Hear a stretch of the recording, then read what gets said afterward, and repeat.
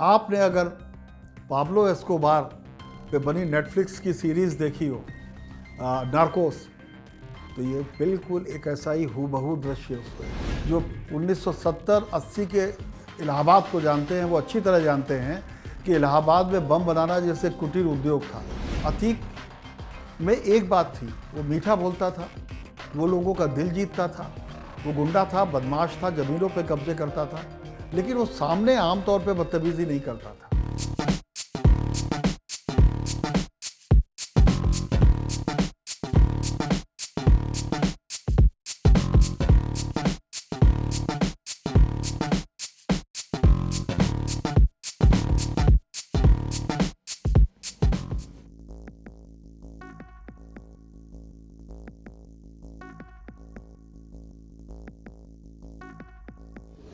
आज सवेरे से मैंने कुल जमा 8 अखबार पढ़े हैं और उनमें सिर्फ एक ही मुद्दा है, अतीक, अतीक और सिर्फ अतीक।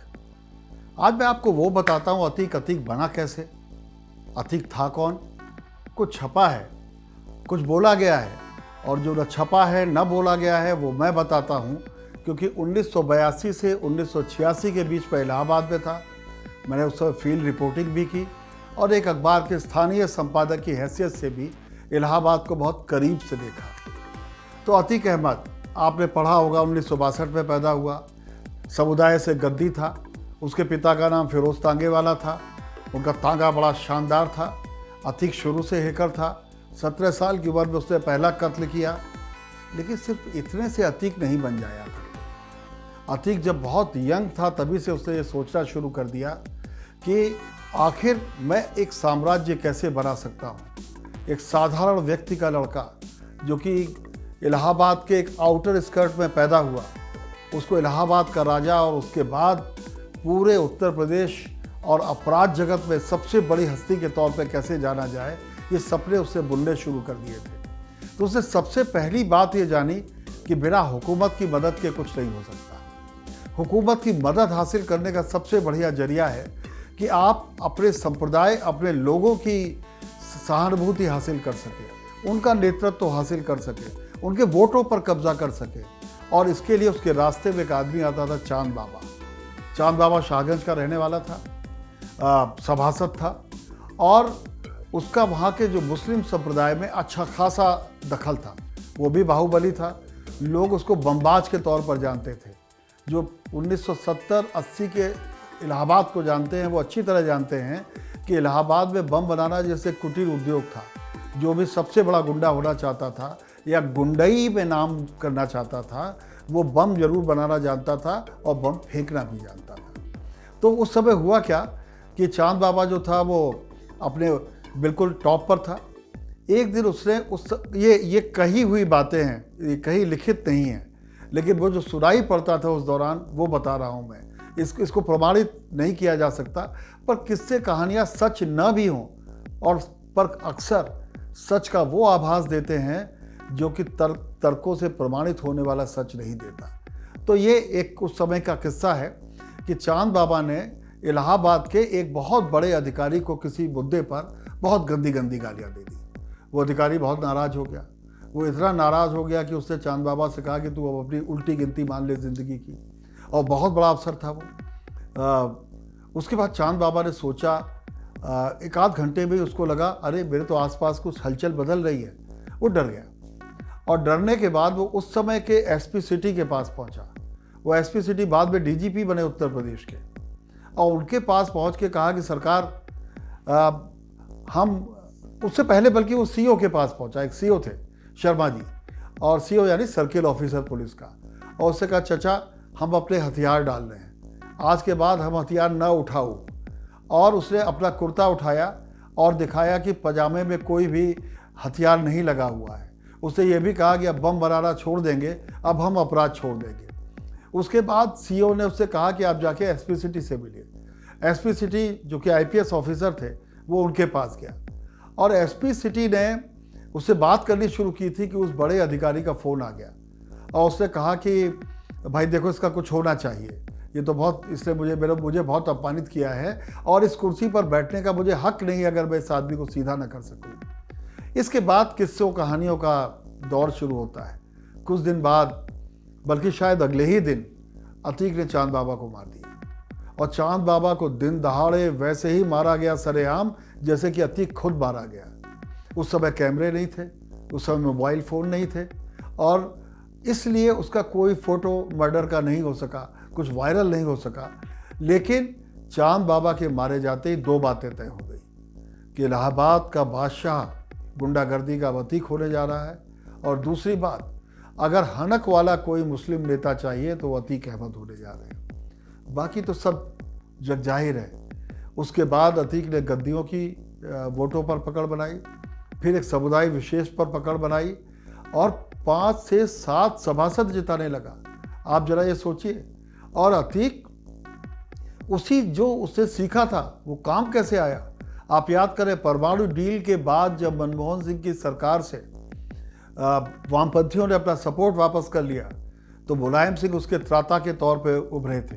समाजवादी पार्टी ने मनमोहन सिंह की सरकार बचाई थी, और उन एमपीज में जिन्होंने लोकसभा में वोट दिया उसमें एक अतीक अहमद भी थे। मनमोहन सिंह की सरकार बचाने वालों में इस तरह से अपरोक्ष तौर पर माना जाता है कि अतीक अहमद का भी एक वोट शामिल था। तो एक आदमी जो कि छोटा सा गुंडा था कैसे देश की सर्वोच्च संसद तक पहुंचा। और विद्रूप देखिए, वो फूलपुर से जीता गया। फूलपुर वो सीट है जिसने देश के पहले प्रधानमंत्री को 3 चुनाव लगातार जितवाए। प्रकारांतर है लेकिन बताता हूँ, फूलपुर वो भी सीट है जब पहली बार पंडित जी वहाँ से चुनाव लड़ने गए, पंडित जी यानी जवाहरलाल नेहरू। तो 1952 में उनके खिलाफ प्रभुदत्त ब्रह्मचारी खड़े हो गए। तो राजनीति का जो पहला चैलेंज था एक सेक्युलर पॉलिटिक्स को, संतत्व का और राइट विंग का, वो दिखाई पड़ा था 1952 में, और नेहरू जी को पसीने छुड़ा दिए थे प्रभुदत्त ब्रह्मचारी ने। लेकिन फिर अतीक पर आते हैं। अतीक में एक बात थी, वो मीठा बोलता था, वो लोगों का दिल जीतता था, वो गुंडा था, बदमाश था, ज़मीनों पे कब्जे करता था, लेकिन वो सामने आमतौर पे बदतमीजी नहीं करता था। जब जरूरी होती थी तभी करता था। वो अपने गुस्से को, अपनी हिंसा को व्यापारी के तौर पे प्रकट करता था जब व्यापार में काम आए। लेकिन जब उसके छोटे भाई ने भी वही काम शुरू किया, अशरफ जो उसके साथ मारा गया, वहाँ से अतीक की ज़िंदगी में परिवर्तन होना शुरू हुआ। अशरफ एक चूँकि उसे अतीक की ताकत देखी थी तो उसे ऐसा लगा ये ताकत हमारी जन्मजात है, ये ताकत हमेशा रहेगी। पर ताकत तो हमेशा नहीं रहती।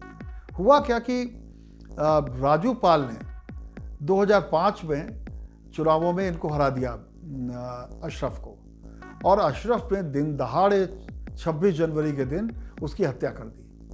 पूरे इलाहाबाद में 25 जनवरी की रात को की थी, लेकिन 26 जनवरी का दिन था।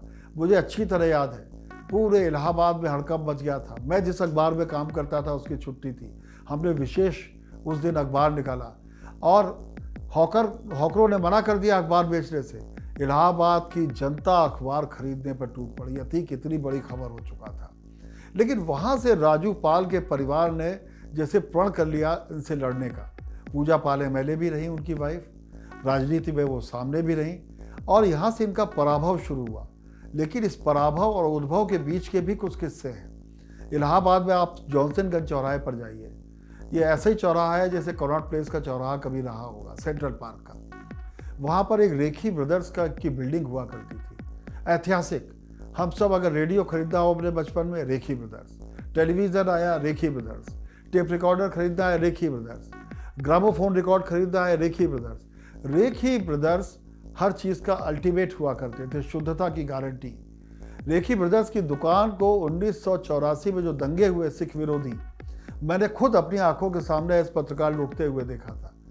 लेकिन उसके बाद भी रेखी ब्रदर्स खड़े हुए, पर रेखी ब्रदर्स ख़त्म कहाँ हुए। कहते हैं उनसे ज़बरदस्ती वो जगह अतीक ने खरीद ली। मुझे मालूम नहीं है कि एक सच था या झूठ था, ये अफवाह भी हो सकती है, लेकिन ये बात सच है कि आज वहाँ पर एक गड्ढा है। वो हुआ क्या कि जो अतीक की इमारतों का ध्वस्तीकरण किया योगी आदित्यनाथ ने, उसमें वो बिल्डिंग भी टूटी। लेकिन उसके बगल में एक बहुत बढ़िया दुकान हुआ करती थी किताबों की। 65 साल से एक साहब चलाया करते थे उसको। हम सब ने वहाँ से किताबें खरीदी। अब अतीक की नज़र उस दुकान पर भी पड़ी, क्योंकि वो विस्तारवादी था।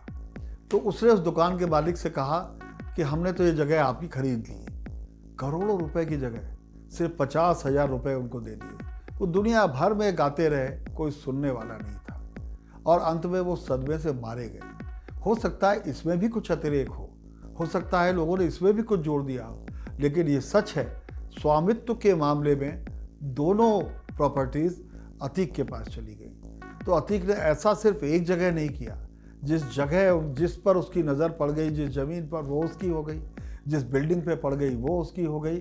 और इलाहाबाद में जो अतिक्रमण का व्यवसाय शुरू हुआ उसमें उसका बहुत बड़ा योगदान था। तो हुआ कैसे? संप्रदाय, राजनीति, हुकूमत, अफसर। एक बार एक आईपीएस अफसर उससे नाराजगी में उसके पास पहुंचा और आईपीएस अफसर ने हुक्म दिया, एक राय साहब हुआ करते थे इंस्पेक्टर, वो पहुंच गए गिरफ्तार करने के लिए और उनके होश छूट गए ये देख के कि एक आईजी साहब वहाँ बैठे हुए थे, मित्रवत व्यवहार कर रहे थे। तो ऐसे बहुत से किस्से हैं अतीक को लेके, जिसने अतीक को अतीक बनाया। और जब अतीक बन गया तो आप पराकाष्ठा देखिए, जेल में रहकर जिस तरह उमेश पाल को मारा गया, उसके बाद योगी आदित्यनाथ ने प्रण किया कि चाहे जो हो मैं इनको मिट्टी में मिला दूंगा। उन्होंने विधानसभा में ये कहा। पहली बार जो हुकूमत उसका कुछ नहीं बिगाड़ पाती थी, इससे पहले की हुकूमतें जो उसकी चेरी हुआ करती थी, उसने हुकूमत के दंश और दर्द को महसूस करना शुरू किया। उसके लोगों के, उसके जो समर्थक थे उनके घर ढा दिए गए, उसकी बीवी, उसके बच्चों को फरार होना पड़ा और तभी लगने लगा था कि अतीक तो जेल में है, शायद बच जाए, लेकिन उसके बड़े बेटे का भविष्य खराब है क्योंकि वो उस हत्याकांड में शामिल था। और असद जब मारा गया उसके बाद कहते हैं कि पुलिस वालों को भी धमकियां जाने लगी, जाने क्या क्या होने लगा।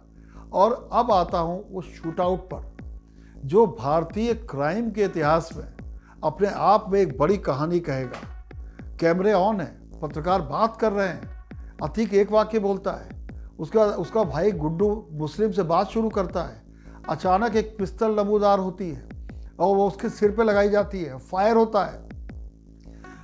6 पुलिस वालों से दोनों घिरे हुए थे, वो पिस्तौल वाला कैसे आया, कैसे बीच में घुसा, और उसके बाद 5 पुलिस वाले भाग जाते हैं, लेकिन वो जो पिस्टल थी, टर्किश पिस्टल, उससे फायर लगातार जारी रहते हैं। 3 तरफ से 3 लड़के घेर के गोलियां चलाते हैं।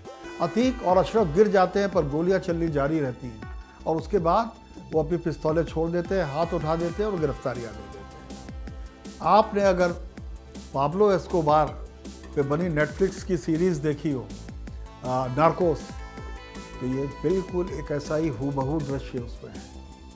मुझे तो ऐसा लगता है कि ये जिसने भी इसको क्राफ्ट किया, वो जो पिस्टल है, वो पिस्टल भी एक अलग तरह की पिस्टल है। आमतौर पे जो इंडिया में पिस्टल चलती है, .455, .38 की रिवॉल्वर, .382 की पिस्टल या रिवॉल्वर, इनकी जो प्रति गोली क्षमता होती है एक के बाद एक फायर की, उसके मुकाबले ये तेज़ी से फायर करती है। यानी कि आप जितनी तेज़ी से घोड़ा दबा सकते हैं, गोलियां उतनी तेज़ी से चलेंगी। मर्डर बहुत सोचे समझे तरीके से किया गया। आप उसका फॉर्मेशन देख लीजिए। और पुलिस, अक्सर एक सवाल ये भी उठता है, पुलिस वालों ने उनको मारा क्यों नहीं? अगर पुलिस वाले उनको मार देते तो हत्या की कहानी सामने नहीं आती। मैं श्योर हूँ कि हत्या की कहानी आज नहीं तो सामने आएगी। और जो लोग पुलिस की संलिप्तता की बात करते हैं, मेरा अपना अनुभव है कि जब बहुत बड़ी कॉन्स्पिरेसी होती है और अगर उसमें पुलिस या कुछ बड़े लोग शामिल होते हैं, वो लोग मार दिए जाते हैं। पुलिस चाहती तो उनको मार सकती थी, लेकिन ट्रेनिंग यही दी गई है आतंकवाद के वक्त में कि उनको जिंदा पकड़ो। कसाब को अगर मार दिया गया होता तो कभी पाकिस्तान की बात सामने नहीं आती कि पाकिस्तान जो है उसने हमारे ऊपर अटैक कराया था। इंदिरा गांधी के हत्यारे मार दिए गए देन एंड देयर। सवाल आज भी उठते हैं, आखिर आईटीबीपी को ज़रूरत क्या थी उन्हें मारने की? वो भी तो सरेंडर ही कर रहे होंगे, लेकिन वो मर गए। और उन तीनों के, उनके और बेअंत सिंह के मरने के बाद बहुत सी कहानियाँ जस की तस रह गई। तो रहस्य, कहानी और कथा और इतिहास, इसका ये फ़र्क आपको अतीक की इस पूरी कहानी से समझ में आ गया होगा। लेकिन अतीक का बढ़ना, अतीक का खत्म होना नहीं है। ये किस्सा अभी आगे बढ़ेगा, ये कहानी अभी आगे बढ़ेगी। और जब तक हुकूमत, धर्म, महत्वाकांक्षा, धन और उद्योगपति इन लोगों पर दांव लगाते रहेंगे, आप और हम गुंडागर्दी का दंश भोगते रहेंगे। Thank you very much.